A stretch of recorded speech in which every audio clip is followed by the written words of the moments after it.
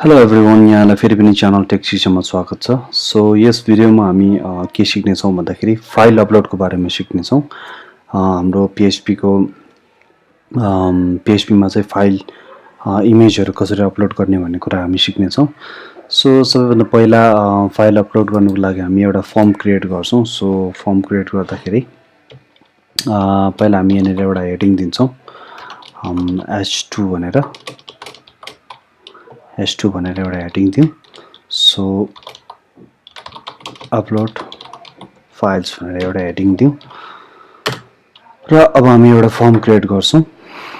So form create गर्नको लागि form tag open, form tag close गर्नुहोस् होला। सो त्यहाँदेखि हामी सबैभन्दा पहिला एक्सन डिफाइन गर्छौँ। एज एक्सन चाहिँ हामी के राख्छौँ भन्दाखेरि सेम पेजमा डाइरेक्ट गर्छौँ। सो सर्भर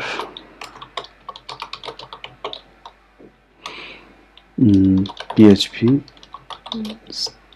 सेल्फ भनेर हामी लेख्छौँ। सो यसले चाहिँ के गर्छौँ भन्दाखेरि सेल्फ $server PHP सेल्फले चाहिँ सेम पेजमा हामीले फर्म सबमिट गर्दाखेरि फर्मलाई चाहिँ सेम पेजमा सबमिट गरिदिन्छ। सो त्यस पछाडि हामी मेथड डिफाइन गर्छौँ। मेथडलाई हामी पोस्ट राख्छौँ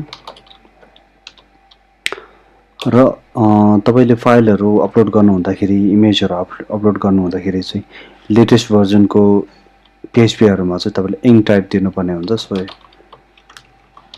इन्क टाइप दिन्छौँ हामी। इन्क टाइपमा चाहिँ के दिन्छ भन्दाखेरि मल्टिपार्ट /फर्म डाटा भनेर दिन्छौँ। फर्म डाटा भनेर दिन्छौँ। सो यो दिएन भने तपाईको इमेज अपलोड हुँदैन। सो यो चाहिँ दिनै पर्ने हुन्छ। सो यसरी फर्म क्रिएट गरिसके पछाडि यसरी हेरौँ हामीले के रहेछ, मल्टिपार्ट फर्म डाटा ठिकै छ। सो सबैभन्दा पहिला अब हामी के गर्छौँ भन्दा एउटा लेबल क्रिएट गर्छौँ, चुज फाइल भनेर हैन, सेलेक्ट फाइल भनेर राखौँ।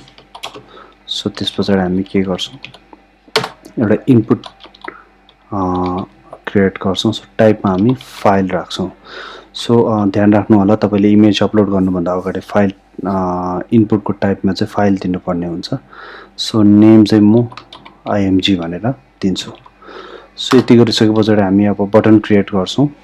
सो इनपुट टाइपमा सबमिट दिन्छौँ, नेममा अनि सबमिट नै दिन्छौँ र भ्याल्युमा चाहिँ सबमिट भनेर राख्छौँ। सो यति गरिसके पछाडि तपाईको पेज फ्रन्ट पेज तयार भयो। सो हामी यहाँ हेरौँ, अपलोड फाइल्स सेलेक्ट फाइल भनेर आयो। सो यति गरिसके पछाडि अब हामी यहाँनिर PHP को कोड गरौँ। सो सबैभन्दा पहिला तपाईले के गर्नुस् भन्दाखेरि फर्म सबमिट भएको छ कि छैन भनेर चेक गर्नुस्। सो सबमिट भन्ने बटन चाहिँ क्लिक भएको छ कि छैन अथवा फर्म चाहिँ सबमिट भएको छ कि छैन भन्ने कुरा तपाईले पहिला चेक गर्नुहोस् इफ सेट लाएर। सो यदि फर्म क्रिएट भएको छ भने, फर्म चाहिँ सबमिट भएको छ भने चाहिँ सबैभन्दा पहिला हामी के गर्छौँ भन्दाखेरि फाइल नेम भनेर एउटा सेभ गर्छौँ। फाइल नेम भनेर एउटा सेभ गर्छौँ र त्यसमा चाहिँ फाइल्स भन्ने सुपर ग्लोबल भेरिएबललाई गर्छौँ र हामीले दिएको इमेजको नेम चाहिँ यहाँनिर लेख्छौँ। सो यो चाहिँ हाम्रो इमेजको नेम भयो। सो दोस्रो इन्डेक्समा चाहिँ तपाईले नेम भनेर दिनु होला। सो अर्को हामी क्रिएट गर्छौँ टेम्प नेम भनेर। सो यसमा पनि फाइल्स हाम्रो इमेजमा जे नाम दिएको छ त्यो नेम भयो र अर्को इन्डेक्समा चाहिँ हामी के दिन्छौँ भन्दाखेरि ब्र्याकेटभित्र टेम्प नेम भनेर दिन्छौँ, TMP नेम भनेर हामी यसरी राख्छौँ। सो यो चाहिँ टेम्परेरी हामीले नेम क्रिएट गर्नुपर्ने हुन्छ अपलोड गर्नुभन्दा अगाडि। सो यसलाई अलिकति इन्डेन्टेसन मिलाउँ। इन्टर। सो अब हामी फाइल अपलोड गर्नु रेडी भइसक्यौँ। सो अब हामी फाइल अपलोड गर्छौँ। मुभ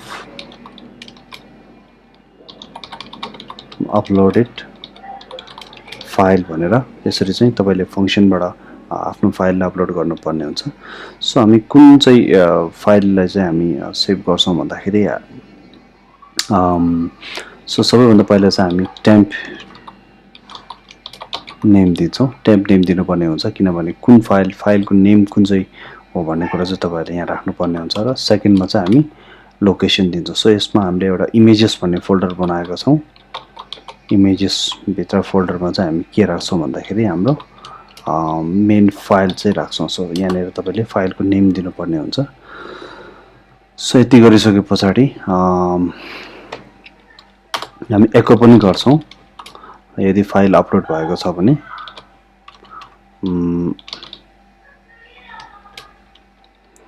सो यहाँनिर file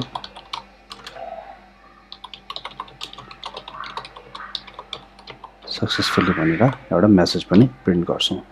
so let's try this. यति गरिसके पछाडि हामी हाम्रो पेजलाई फेरि पनि एकचोटि रिफ्रेस गरौँ।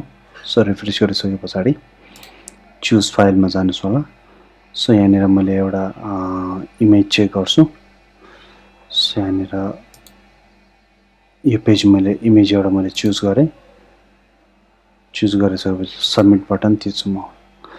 सो हाम्रो इमेज फाइल अपलोडेड सक्सेसफुली भनेर आयो। सो हामी यहाँ के गर्छौँ भन्दाखेरि हाम्रो इमेजेस फोल्डरमा चेक गर्छौँ। सो यहाँनिर मैले अपलोड गरेको इमेज चाहिँ आइसकेको छ। सो यसरी तपाईँले फाइल अथवा इमेज चाहिँ अपलोड गर्न सक्नुहुन्छ। सो प्र्याक्टिस गर्नुहोस् होला, सिक्नुहोस् होला। And thank you. सब्सक्राइब गर्नुहोस्, लाइक गर्नुहोस् एन्ड सेयर गर्नुहोस् होला। So see you in the